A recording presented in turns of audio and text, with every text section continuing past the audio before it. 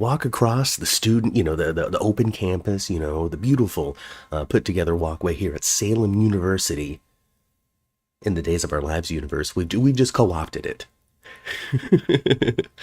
But join us, climb on into the lecture hall. Professor Angela was busy last night at the Salem High School prom, chaperoning that, making sure that the kids, were contained and not sneaking off to the Salem Inn, doing whatever it is that they do. Chaperoning, keeping, you know how in every, high school prom movie, somebody spikes the punch? Yeah. Making sure nobody does that is what Angela was doing.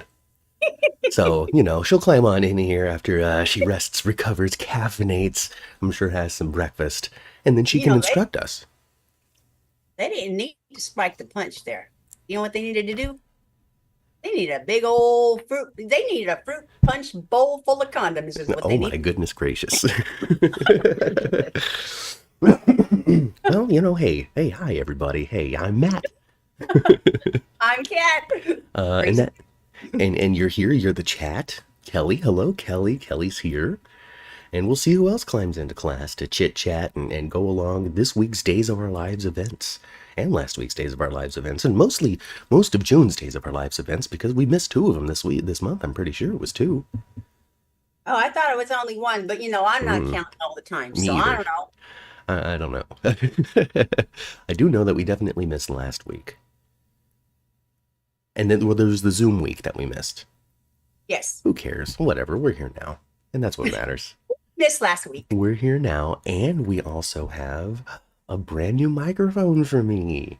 So hopefully the broadcast is crystal clear and sounds amazing and isn't picking too much up of the laptop fan. So let me know if it's buzzing in the fan. So pick it up, Matt. Pick up your mic where folks can see it. See, it doesn't because matter. It's a beast. See how different they are? We used to have matching mics. Yeah. Well, I mean, everybody should be very familiar with my old one. Yeah, it was right there in front of your face. Right there in front of my face the whole time. But this one doesn't really fit on the arm because it's so huge. But hopefully, the broadcast is crisp and clear and great. My hair is a bit green. The light is a little low. The camera's compensating, putting a little dark vision on there. But I can't adjust it on the fly, so I'll just have to continue to play with it between podcasts and make sure it's perfect going forward. Man, we podcasty today, that's for sure. Yes, we got this one. So Days of Our Lives, Days for Dummies. We're going to get into it here in just a couple of minutes. In the meantime, like and subscribe the video and get rid of all that business right away so you don't have to focus on it later. Then we got 10th Floor coming up at 11 a.m. as we cover the week of General Hospital. And then James Lott Jr. and Frank Moran over at the GH Mini Spotlight invited us to join them on their podcast this week at 1 p.m. Pacific time over on the JLJ Media channel. So we're going to do that. So it's a huge soap day, soap morning from Hat and Cat, along with, Professor Angela eventually, and then James and Frank later on. Yep. So strap on in, folks, and hang out with us all day. For a while. For a while. So, let's get into it, though, Ma. Let's get into it. Ignoring my green hair. Your green hair's not all that bad. You see, I got my purple hair redone. See? Well, there we go. Now we're just punks. That's what it is. That's why Brady and Teresa had to be at the prom. It's for people like us. We would have been spiking the punch. It would have been us.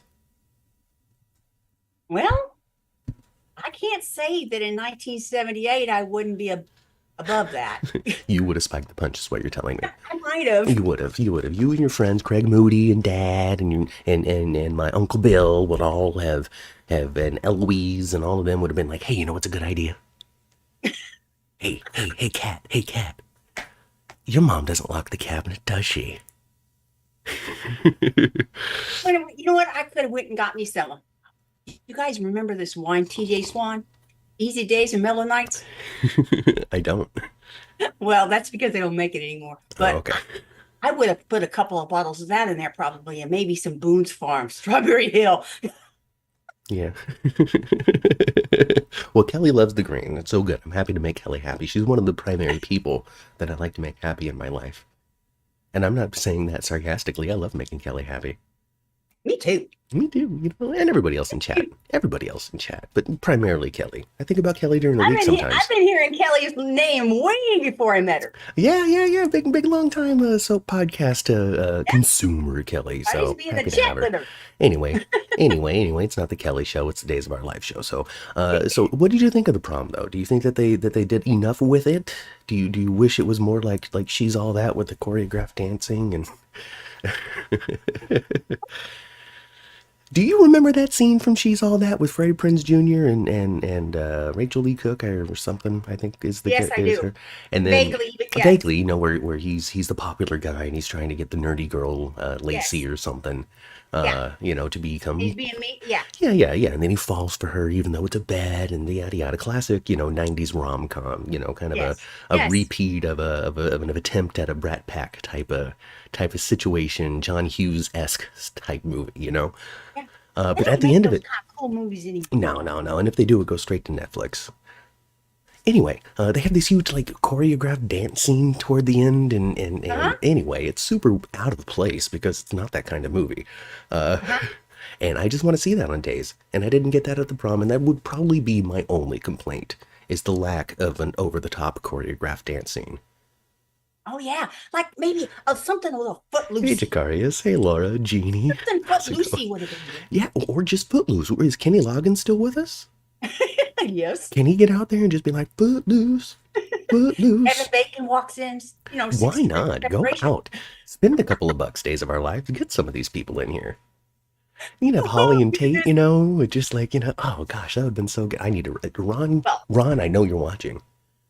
Are you this hiring? yeah, I thought the prom was just fine. I thought that man, oh man, that Tate, Mm-hmm. he wasn't necessarily banking on anything, but boy, he was sure going to try. Oh, He was yes. sure going to try.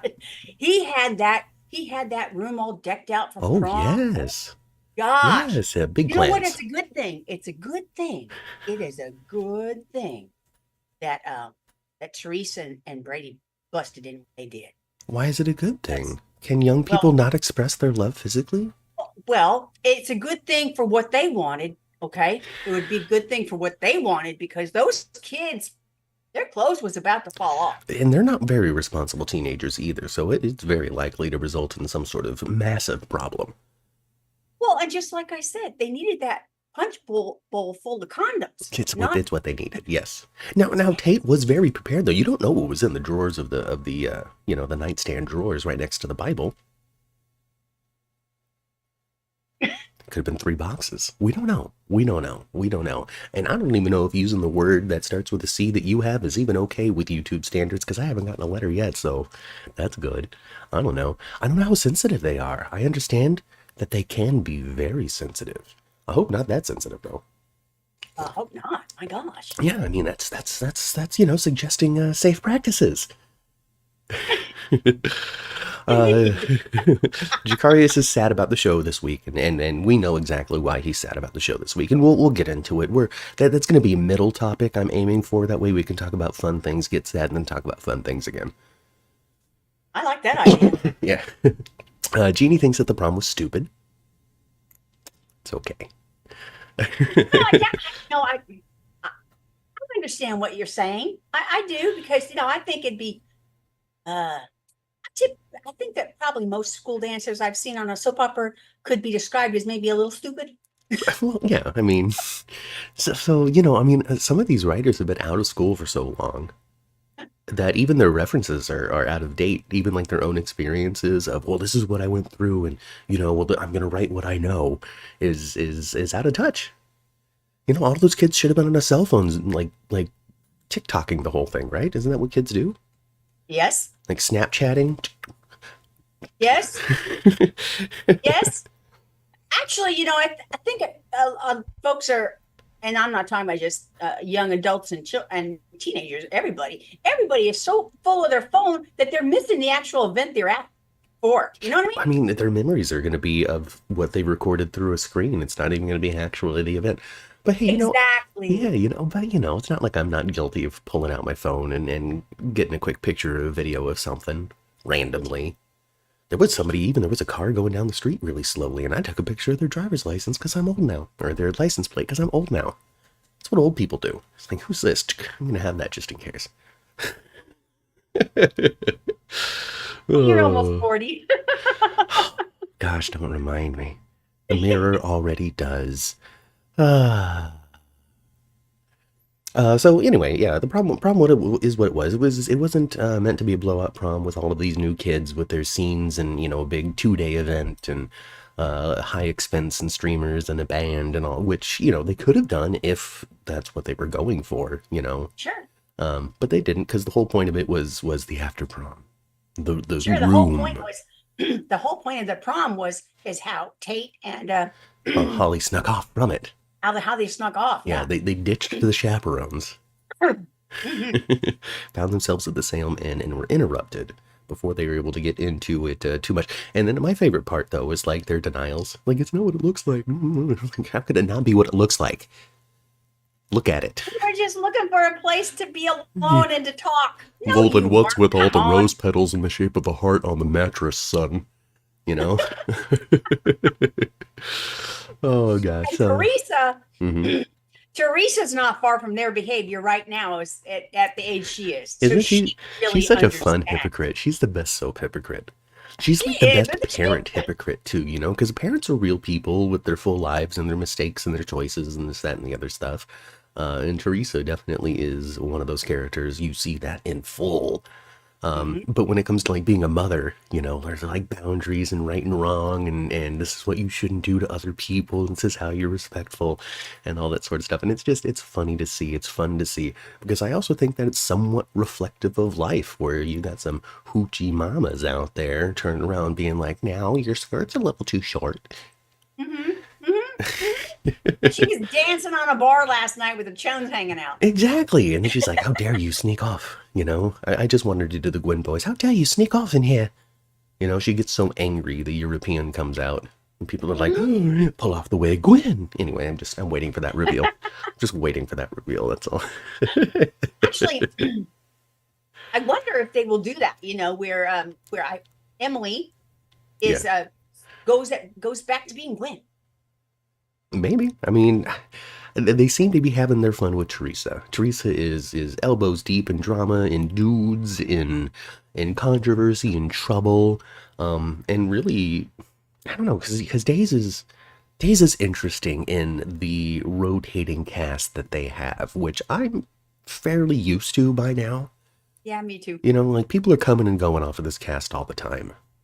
Um, and it's interesting because it does allow characters to take a break. You know, Mhm. we haven't seen Gabi in so long, and here she is coming back with a brand new face, brand new story, brand new trouble. And Yeah, it's newish, you know, because she's been gone for 6 months or whatever it's been. yeah, she's been gone for a minute, hadn't she? Yeah, she's been gone for Yeah. a long time. So it's fun because when the story is done, a character is very likely or can find their exit from the show. You know, the likelihood of picking up a new story seems to be dependent on how long of a contract you've actually signed. Uh, so when it comes to Gwen, Teresa, that sort of stuff, I mean, she's knee deep in all this sort of stuff now, but the Constantine thing is resolved, and this double wedding is going to be a disaster. The double. A classic Days of Our Lives double wedding. It is. I tell you, I don't know that Days of Our Lives knows how to do a singular wedding. I've not seen one I yet. haven't seen one yet either. Now, Haven't now seen we're one not yet. long-time viewers, though. You know, this is Days for Dummies, and we titled it such because we're dummies when it comes to Days. We haven't watched very much of it. In the No, grand scheme of what? 61 years or whatever it's been, we have watched half of a fraction. That's true. But already though, in just a few more weeks, we'll be watching it a year. Wow, where does the time go? Because it's so strange how some things that were a year ago seem a decade ago, and some things that were a year ago were like yesterday. It's so We strange. started watching it in the summer, and I know we did because when we went to the Days event in October, Yeah, we had already been watching for 3 told months. Wally we'd been watching it 4 months. Yeah. Oh my gosh, what a good year 2023 was. I have a mute button. But as I was concentrating on pushing the mute button, the sneeze went away. And now it's going to return though, because it never is gone. Yeah, It's but just I've got to, right there. It's going to tickle you again. maybe. All I have to do is this. Isn't that cool? Oh, you got a mutie button on there, huh? Wow. Anyway, David says, do as I say, not as I do. That's the parenting strategy of Teresa. I think so. I think that's the parenting a strategy for a whole lot of people, especially from my parents' era. That's fair. That's fair. They were like, do as I say, not what I do, and the whole, children are to be seen, not heard, that kind of crap. Go grab me my pack of cigarettes and get out of here. Yeah, here's a note. Go down to the top 10. That was a little store in my town. My Go down God. to the top 10. Ask Tony for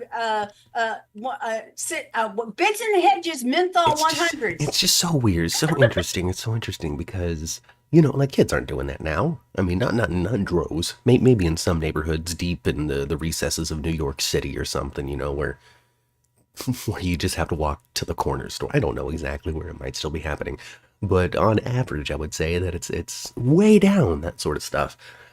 I don't know, and it's just such an interesting, different lifestyle to sort of have and expect and to be around when it comes to independence to a degree, trust, getting something done at a younger age. Mhm. Even though it's something like give me a pack of cigarettes, you're not sending your kid down to the store to be like, go get me some sugar. Hey, I need some biscuits. You know what I mean? It's just interesting. It's interesting. Interesting change of pace. And those folks at the top 10 knew my parents really, really well, especially my mother. I think that they probably would have even sold me alcohol for my parents. So, I think they would have even done that. Relating it back to soaps. I think when it comes to like soap operas, especially one like Days of Our Lives, where the scope is fairly narrow on the number of people that's covered in the town versus like General Hospital, for example, which has a cast of like 50 characters that they can reach into and grab at any time. Days of Our Lives doesn't have that. But it lends to more of like a 70s and 80s and early 90s existence where the world was much smaller than it is now. Mm-hmm. You kind of really had to know the people who worked at the top 10 like that because you were going to the top 10 all the time. You weren't going to the 7-Eleven here and then the one 3 blocks down because, well, now I'm going over there today. You weren't connecting with people in Illinois or Florida or California on the internet and on the computer. You really had to intimately know the people that were in your neighborhood, that were in your city and in your town. And that's not really, it was different. I mean, you could still do that today, but you don't have to do that today like you had to do it before. And Days of Our Lives is still that. It's still that close-knit people, a lot of people in the same family, of course. But it's that close-knit portion of town, that community around Horton Town Square that operates the business there and interacts with each other there, that lends into this drama and the friendships and the marriage and all that kind of stuff. And it's a slice of Americana is what I'm getting to. Slice of Americana. Let's see. 10th Floor Podcast. Just to clear my brain, Kelly asks. After this GH talk, you're jumping over to JLJ after. Yes, that is accurate. So we're going to do this show, then 10th Floor, then GH Mini Spotlight. So stick with us.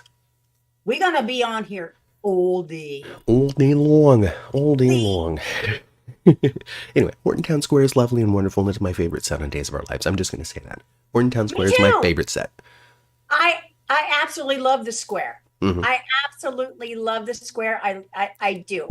It's been my favorite.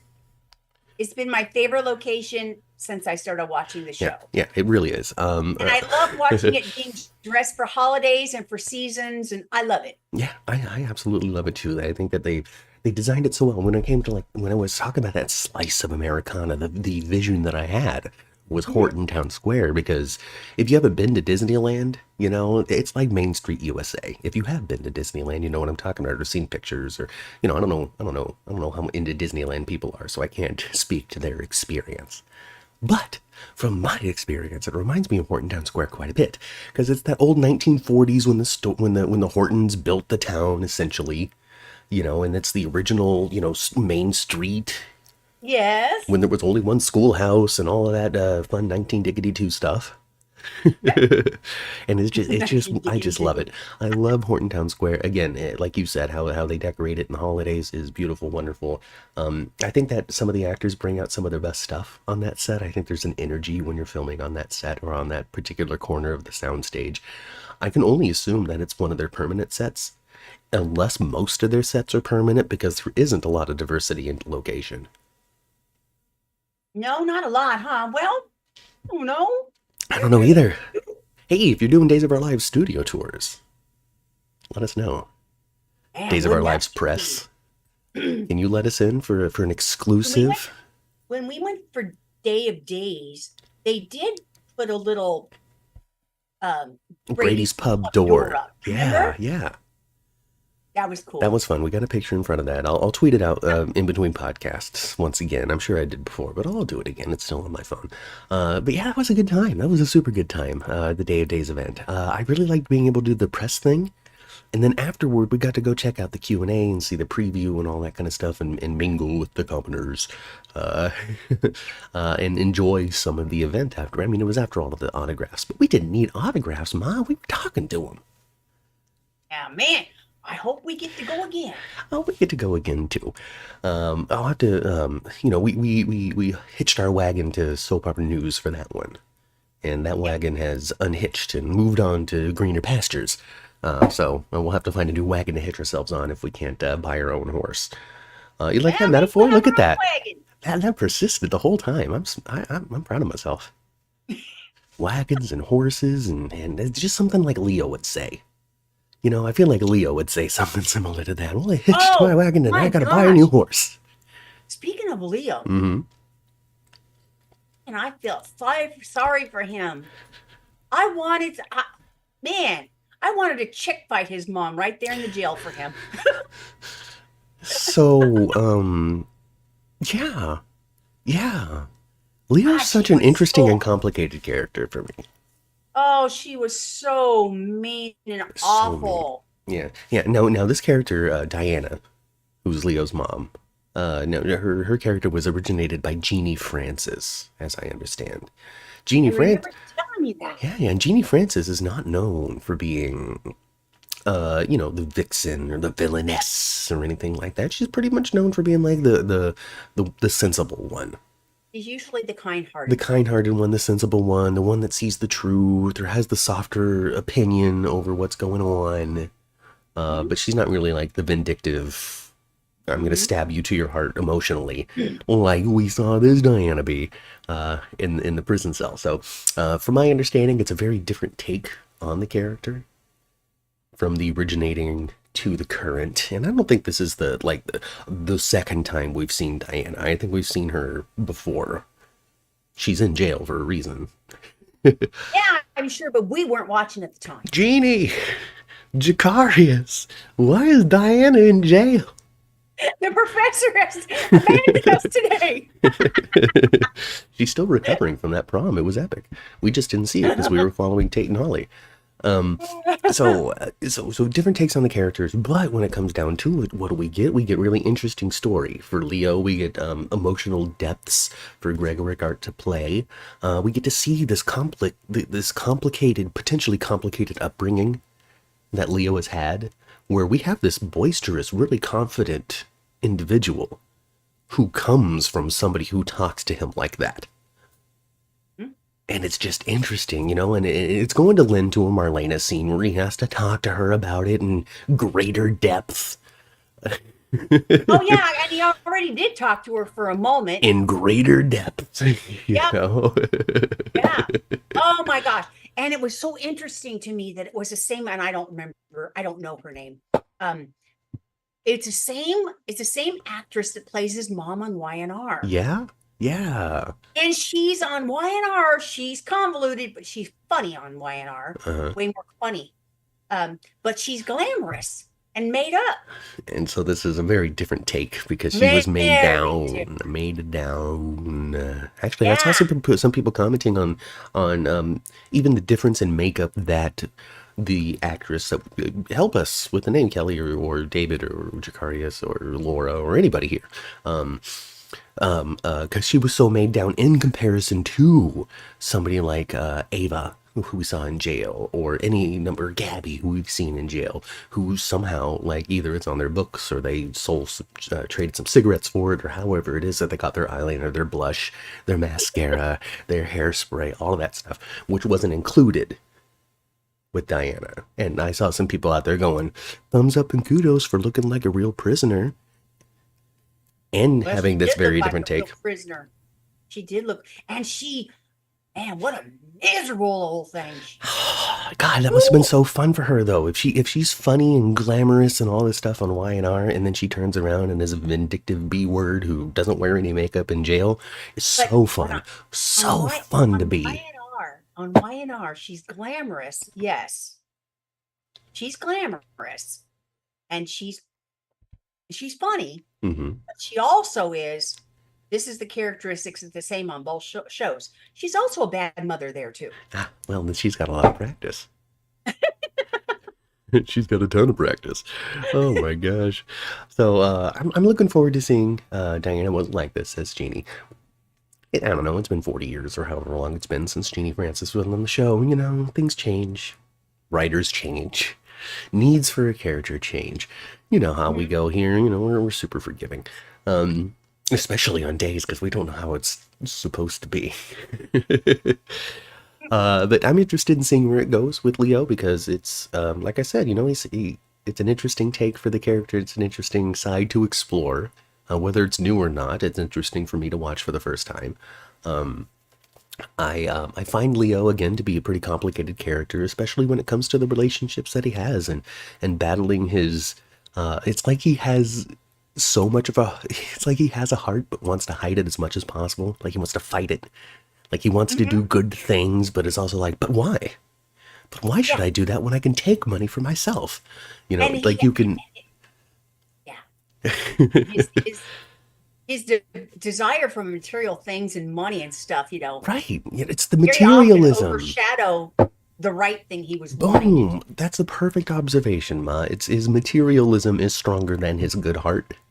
And that wins out more often than not. But if it wasn't for the materialism, then he'd just be a straight up good guy.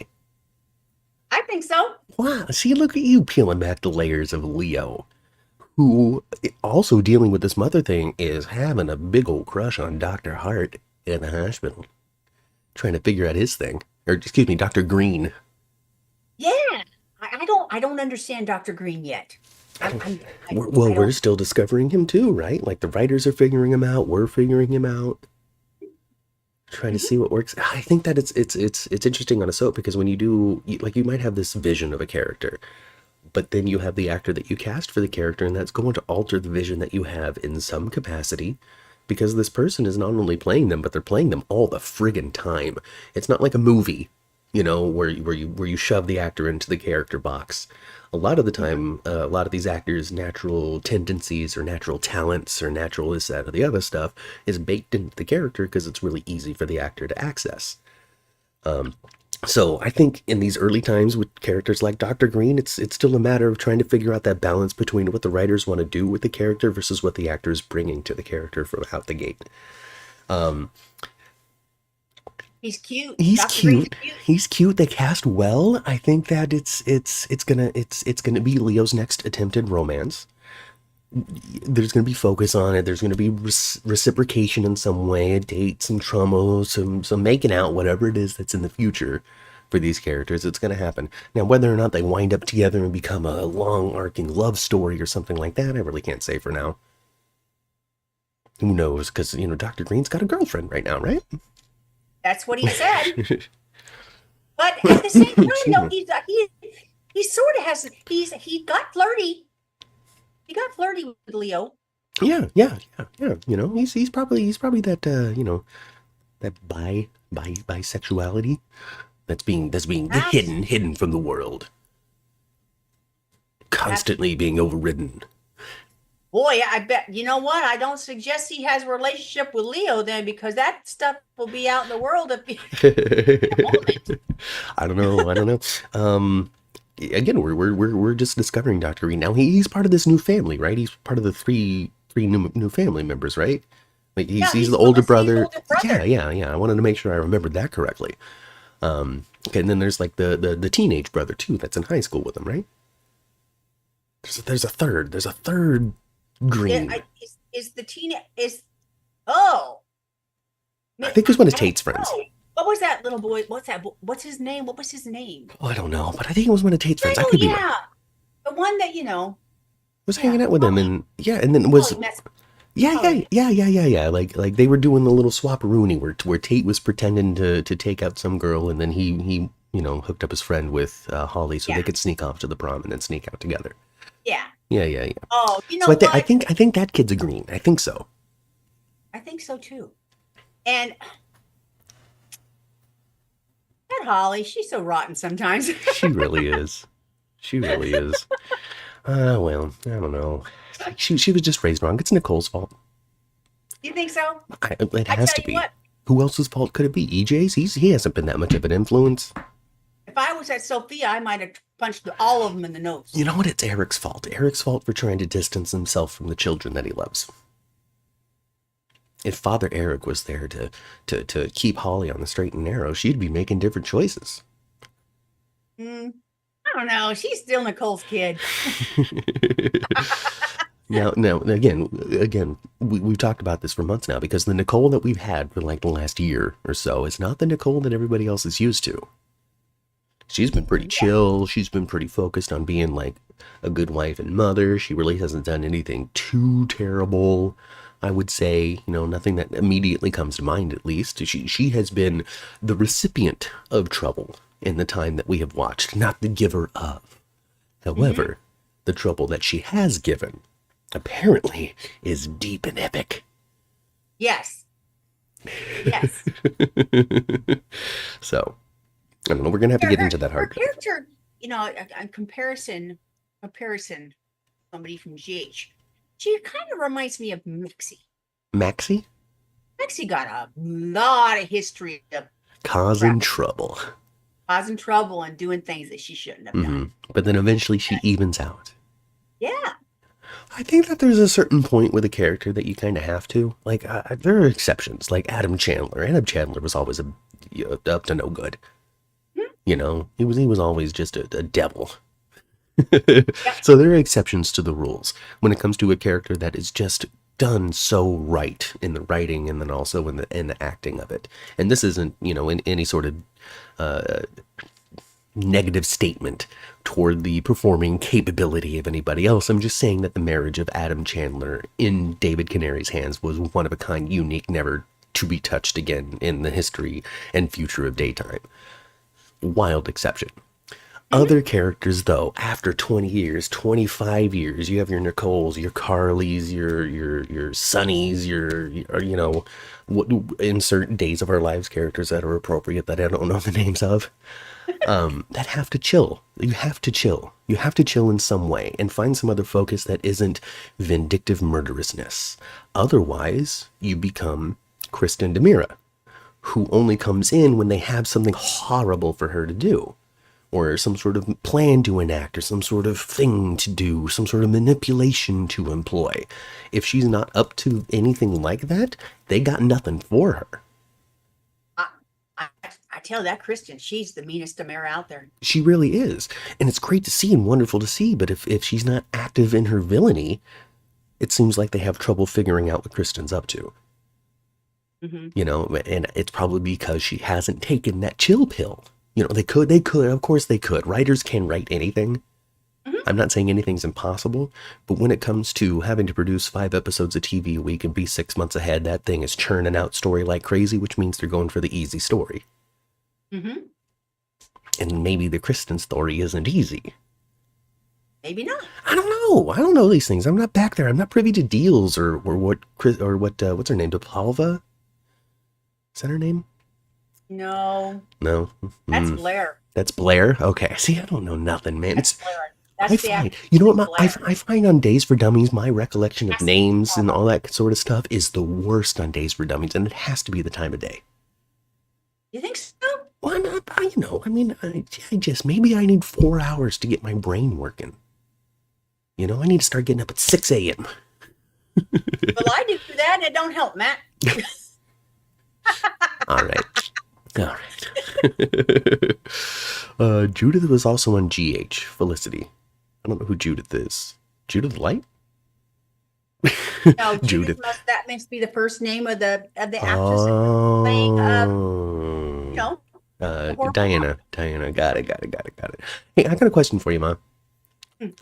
If you, having watched soaps for so long, now I know that our Days of Our Lives is this long, but your soap watching is this long. Okay? If you had to come up with something for Roman and Kate to do, what would it be? Because Roman and Kate, they don't do nothing, Mother. No, they don't. They don't do schnit. No, they don't. Look up Kate in the is chat, usually Matt. just Oh, Judith there Chapman. Oh, complaining. thanks, Kelly. Probably she's usually just complaining, mostly. That's what Kate does. Yeah, I thought we were gonna, Lucas has left town. So I'm surprised by that. I thought that he was gonna hang out a little bit more and pick up a story to do with Kate and Roman. So too. I thought this was gonna be a Kate, Roman, and Lucas launch into something. But honestly, Ma, I understand that Kate and Roman are classic, legendary daytime characters and veterans of the genre. But Days of Our Lives sincerely is doing jack diddly squat with either one of them. And I'm not saying they need to be featured in the center of a story and be the hero and the heroine of the day and find the nuke and disarm it and all that. I'm not saying that. But good God, would it be great if they got out of that pub? It would be wonderful if they got out of the pub. And I especially feel that way about Kate. Yeah. Because Kate has a lot of fire, actually. Mm-hmm. You know? Yeah, I mean, she sleeps next to a gun. Remember how she was just like, she's got a lot of fire. Oh, so but I'm sorry, but Roman's just boring. Yeah, he's really even like dispensing advice isn't great. And this isn't a knock against the actor who plays Roman, which I can't remember the name of at the moment because I don't have it written down. But it's I don't know. I guess it's like ineffective. I don't know. Even his advice doesn't hit. Mm-mm. Like I need him to wrestle Everett to the ground or something. Yeah, that would be interesting. Yeah, like he's even though he's kind of older, he's an older gentleman, maybe a little stiff and a little slow on the uptake. He still knows where the pressure points are. He can still see where somebody's center of balance is. Just some Xena move and knock him on his butt. Have the element of surprise. Exactly. Nobody's going to expect it from. You're an old dude. Don't posture first. Just from old bartending Roman. Let's see. Jeannie says that Roman was a cop and also used to be the commissioner, so he could do it. He knows close quarter combat. Josh Taylor, is that the name of Roman? I didn't expect Josh Taylor to be his name. I don't know why I didn't expect it, but I don't know. I expected a more grandiose name. Like Drake Hogeston. You know what I mean? Yeah, I think Josh. That name to me invokes youth. Josh Taylor. Yeah. Yeah. Uh-huh. And that's not the case. Well, I mean, Joshua's not a new name, and Taylor's not a new last name either. So I'm sure there's been plenty of Joshua Taylors in history. Oh yeah.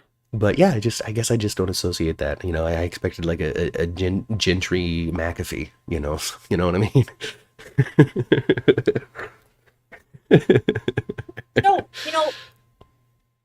No, what else we saw? We saw this past couple of weeks is we saw Steve Burton leave Days of Our Lives. Yeah, and he had one of those elevator exits. He did. Yeah. Too much. Just turn around. Just hey, so I picked up a new mission. I'm just gonna leave town and do that. I'm taking all my stuff. Listen, I know that we had like dated and stuff, but things are rocky between us, and I think it's better if I just go by. Thanks, Steve Burton, for your time here in Days. Yeah. I don't understand. Like, why? Just kill him. Well, they don't want to kill him. What are they going to do? Recast Harris? No. Well, no one. Well, they could kill him because they could always bring him back. Dead or alive, they could bring him back. I guess killing somebody on Days of Our Lives really isn't that impact that I was looking for. Yeah. But I think, Days of Our Lives is just making sure that, Steve Burton finds himself without a job, he can come back again. Hey, if it pops off again and you decide to not get another jab, we got the door open for you. What if we got a new pandemic and Disney said ta-ta to Steve again? What if ABC does indeed pull the plug on General Hospital, which they're not going to do? But what if they do? All of them people are going to be looking for a new job. Speaking of, you know how we talked about the gates on the last not the last, but the last Thursday, Yeah. Skinny Dip or whatever it was when we did that. Anyway, I don't remember when we talked about stuff. A little bit that day, yes. Yeah, we talked about the gates. We talked about the potential of the hidden casting of the gates, right? No, maybe we did that on 10th floor. We did the 10th floor last week. We do so much podcast. I don't know when we talk about things anymore. Anyway, so we were talking about all that stuff, talking about the gates, and then Michelle Valjean, however you pronounce her name, because I've never heard it. She tweeted out that the train is in the station and the crew is aboarding. I read that article as well. So I don't know if that lends. There's no names dropped though. No names dropped, but I don't know if that lends credence to my theory of maybe some handshake deals being made, some offers being offered to some of these soap actors, because now I know that Days of Our Lives is 6 months old. So when it comes to the looming departure of Eric and Nicole, which is so clearly foreshadowed on the show at this point. Yep. I don't know. They're going to find out about Baby Jude's parentage. And we all know why Ari Zucker's leaving. We all know why. We don't need to cover the details again. It's been talked to death. But when it comes to Eric leaving, Greg Vaughn leaving, I don't really know exactly why they're doing that. If it wasn't because something with the deal with the actor, when it comes to the character and the potential for story with the character, it's not like it's off, so it's definitely an actor thing. Either they didn't renew, he didn't want to renew, something like that. I don't know what the details are. But what if 6 months ago, Michelle Valjean was like, hey, this thing is totally greenlit. We're 100% doing it. We're going to get at least a year out of the thing. If you want to come hop on board, I know that your contract is coming up. Don't sign it. I'll have one for you. Wouldn't that be interesting? I don't know. I'm starting to think that might be a bit of a reality. It might be, like she said, and it won't be long before they're going to be in production. They have to be. If they're going to have the show air in February, they have to start putting it together. Oh, yeah. Yeah. So I would say that this crew boarding the train might also include their top listed actors. Because you figure that stuff out. You as part of development, you got to figure out who your stars are. You have to. You can't decide that 2 weeks before you start filming. Of course not. You got to have a good idea. Even when you're pinning the characters, you got to have a good idea. I find when I write, it's easiest to envision an actor already in the role of something. I'm not even talking about script. I'm talking like novels, little short stories, things like that. But if you could imagine this character being played by Meryl Streep, if you could imagine this character being played by insert actor that you want to use as a reference here, it's a little easier to write it. I think as you write and as you even read, your mind's eye has a vision. Yeah, absolutely, and a bit of an idea. And since it's hard or near impossible for your mind to invent new faces, you're constantly conglomerating different features of people that you've already met or already seen. Let's see. Jeannie, getting us back on topic, says, I think Eric leaves and Nicole leaves with Jude to tell him, or it comes out before she leaves. Close to what my theory is. I think that they find out and go, well, goodbye, Salem. You guys suck. They grab their kid, give everybody the middle finger, and GTFO. Yeah, I think so too. And that's exactly what EJ is afraid of. Mm-hmm. And it's going to happen, and he's going to go on a tirade. So I do sincerely see them finding out. Either Melinda tells them, or Stefan tells them, or whatever it is that happens, where they find out. I think that they're going to go, well, let's see. So we had cupcakes to begin with, which made us do this. Then what's her name that already left? Sloane knew, switched to Thing, got out, Leo with this, and then Dimitri and that, and then just so many, and then EJ, And then Stefan also, and then just like, because 10 of you were involved, middle finger. I think there is a good chance that Leo will tell the truth. Maybe. I don't know. Melinda's already threatening EJ with it. That's one of the last things that happened this week. And Stefan is really, really putting a thumb down on EJ. Oh boy. He sure is. Maybe EJ's on the way out too. I would hope not. I don't want to lose all of them. Oh, we got to have some Damaras. Well, I mean, there's plenty of Damaras. We're never going to be without a Damara. You know, I could tell from just the prison scene, Stefan and Gabi are going to go right back to all the devious crap they cook up together. Oh, absolutely. Listen, those two cook things up together. I think the actress, the original actress who played Gabi, was wrapped up in all that producer nonsense early on, and was one of the first actresses to leave the show because of the drama. So I'm not sure that this separation between Stefan and Gabi was something that they were intending to do in the plot, but had to do because they needed to find a new actress. And while they did it, they just said, "Hey, she's in jail. Let's give it a break. Let's give Stefan a break too, because he hasn't been up to much either. Like he's shown up a little bit here and there to maintain his guarantees. Yeah. But when it comes to any sort of like impact on a story, I can't say that he's had a massive one. Nothing that's stuck around, because like he'll try something and then it doesn't work. Like I've seen that twice. The bigger thing that he was involved with was he and Ava at the bistro and stuff. Yeah, but even then, that was still just kind of him standing around. I mean, he shot Harris. I guess that matters. But anyway, it was definitely not leading man stuff. Definitely supporting character in the Ava and Harris story, in my opinion. So, there's that. Greg Vaughn was in the 10,000 photos, so he was still filming in April, means he'll be on through early December. That doesn't necessarily mean he'll be on until early December. We don't know when his last episode that he filmed was. He could have been filming. We might wind up with Michael Easton over there on the Gates too. So I was going to try to save that for 11.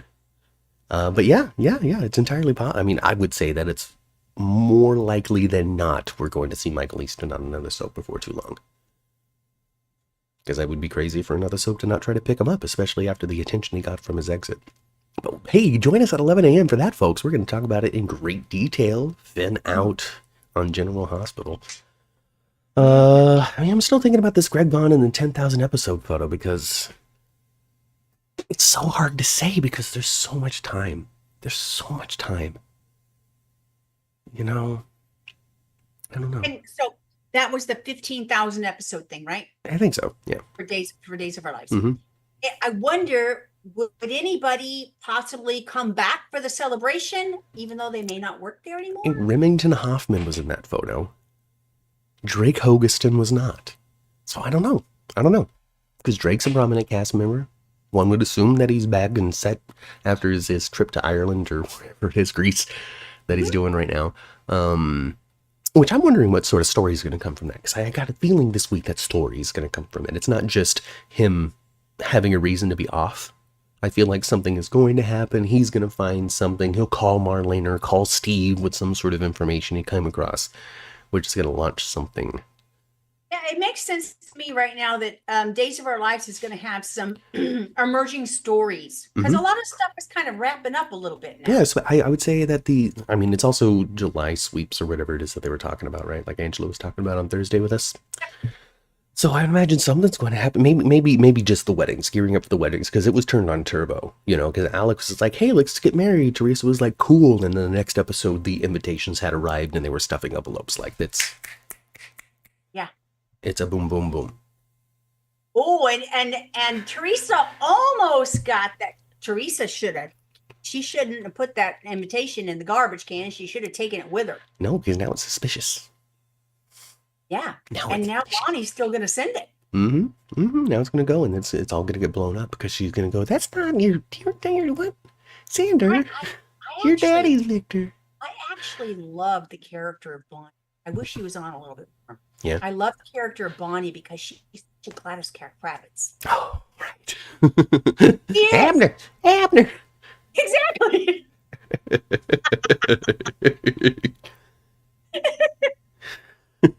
I could see Bonnie wanting to get a part-time job at the Salem Inn just to see who's coming in. Yeah, right. I'm just gonna be the door lady. I'm not even gonna book the hotel guests. I'm just gonna. She's gonna at open the door for she's them. at the front desk. Her check-in. She's going, what are you here for? Wow, I didn't expect to see you two here together. Exactly. Jeannie says that she listens to audiobooks and pictures who the character should be. So, I remember you were talking about Twilight, reading Twilight and being like, oof, Robert Pattinson was not the Edward I had in mind. Exactly. and then it's weird too, because the person like you said, you don't necessarily vision someone you've never seen, you vision something from your memory. Mm-hmm. Well, that character in my mind was a very cute boy from high school. Oh, not my even somebody father. Hey. No, it wasn't. He was this mysterious pre-emo kid, pre-grunge, pre-emo. And this person wasn't even my friend, really. You just thought he was cute from across the cafeteria. But he was not my friend. But in my mind, I thought that's what Edward should look like. Well. I don't even remember that boy's first name, but I remember his last name was Bookie. Oh, that's a good name. And then he comes from a family of like 9 boys. That's a lot of boys. It's too many boys. Anyway, in the interest of trying to regulate our energy for the epic morning that we have, folks, I know we got started a little late here in Days for Dummies, but I'm trying to keep us to these ending times. Yes. So when are we going to sign off here? We're going to sign off here now. I'm leading to that. Oh crap. Okay. Well, we got to talk about one more thing. Okay, let's do it. Okay, it's a little sad, but we got to talk. Oh yeah. Okay, so we got to talk about. So we're not going to get our irradiated Hulk baby. No, we're not. And that's unfortunate to me because I was looking forward to an irradiated Hulk baby, one that just had superpowers and was just stronger than the average baby and could leap tall carriages in a single bound and all sorts of different things. And we're not going to get that. Do you think Chanel, asks Bridget, do you think Chanel will forgive Paulina? I don't know, because did we get confirmed? I don't remember if we got confirmed exactly what had happened. No, they don't know. They don't know. And until we can find out what had happened, it's hard to blame Paulina, because I don't think they're ever going to know that. Yeah, well, that's going to be tension. Is there anything to forgive? Might be the question I would ask. Because I can't say that it was Paulina's fault, because Chanel was lost in the cold. Maybe that had something to do with it. Well, maybe it just happened. 1 in 4 pregnancies aren't viable, they said, right? So. Right. I understand why she would be mad at her mother. To me, this is not a lifelong deal breaker, though. No, not forever. No. Now, if there was, if there was contribution because Paulina was nuclear, it's just so silly. It's so. I know. And it's how they take some of the punch away from the story too. Because when you talk about like what led up to it, well, Paulina was radioactive. And then went to go and save Chanel because she couldn't trust anybody else to do it. So she hopped on a snowmobile in the middle of a big blizzard, found Chanel, and brought her back to the cabin that was interrupted by Julie to begin with. Mm-hmm. It's just so friggin' silly in the setup that when you get to the end where Chanel loses the baby, you're already kind of chuckling, and it's hard to access like that. Like it's terrible. It sucks. It's a tragedy. Well, I don't know. I feel awkward and weird. I remember one thing that Johnny said, and I think it's true. Is when Johnny said, I'm certain I was going to find her. I'm certain I would have found her. Just by the location in which she was, he would have found her. Yeah. Yeah. Next time he went out, he would have found her. I believe that. So no, but Paulina was just being a mama bear. She was being Paulina is what she was She's doing. being Paulina, exactly. She's being Paulina. Yeah, I don't know, because it's one of those situations, and and I don't know, because I'm not pregnant with the baby, nor am I married to the woman who was pregnant with the baby. So my emotional attachment, I guess, is altered. Because it's I don't know, because I just don't believe that it's Paulina's fault. I just don't. I don't believe it's Paulina's fault either. You know, it's just there's nothing in me that believes Do I think that she did something stupid? Yes. I think Paulina did something stupid.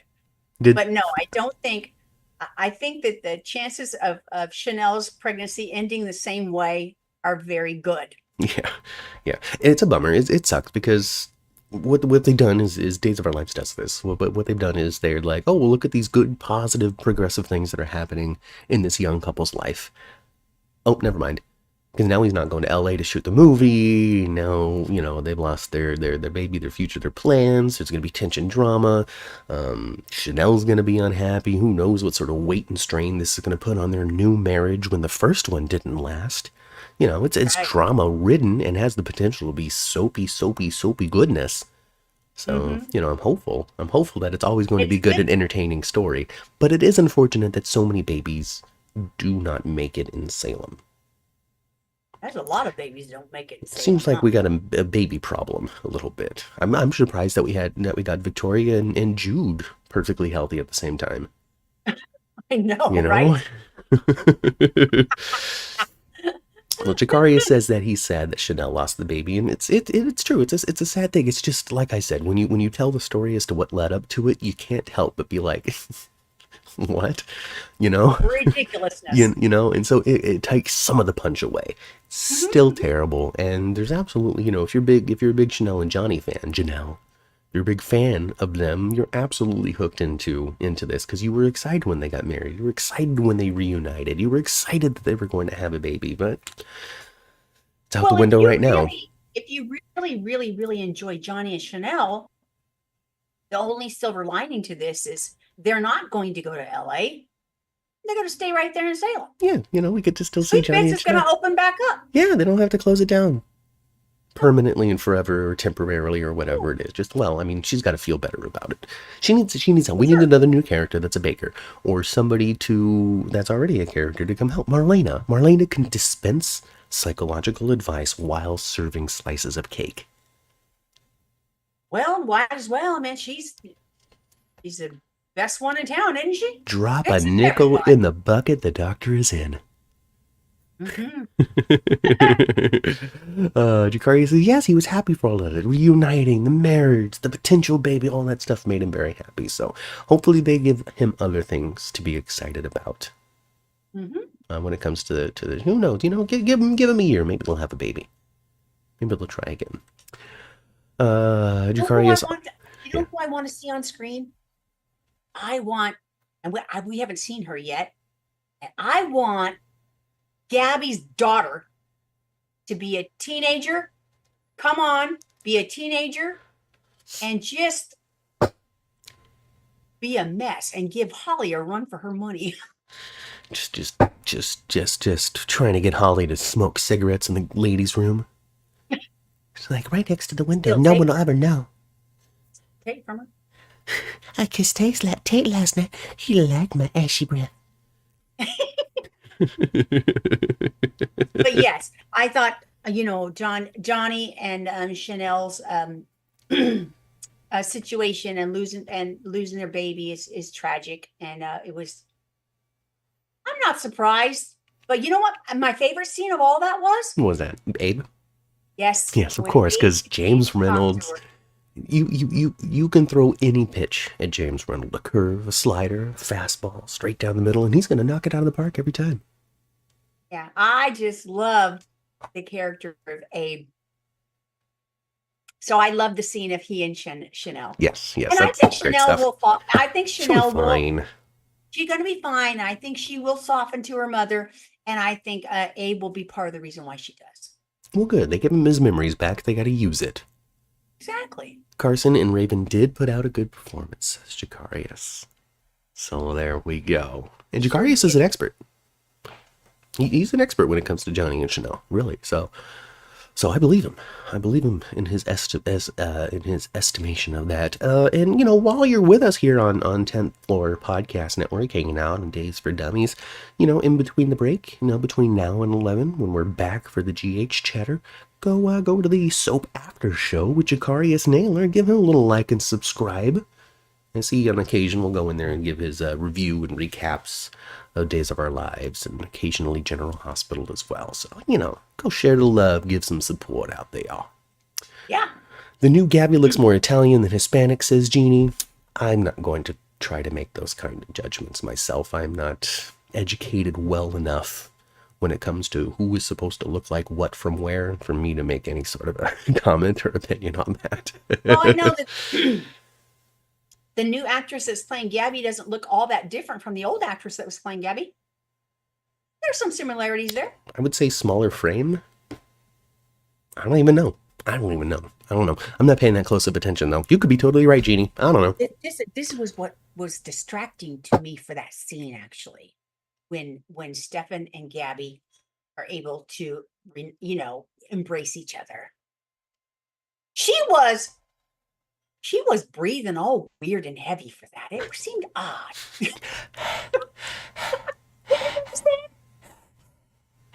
I didn't. It was weird. Choices. I don't know. That was put on fast forward too, because they were just like, get the book from Melinda, give her an offer. Okay, we got the book. Let Gabi out. 2 days. It's fast, huh? It was like 2 or 3 days. Just boom, boom, boom. Boom, boom, boom, boom, boom. That sends you. Oh, Kelly says that she's not going to be here next Sunday because she has to work. Oh, well, sorry. Kelly, do they give you any sick time?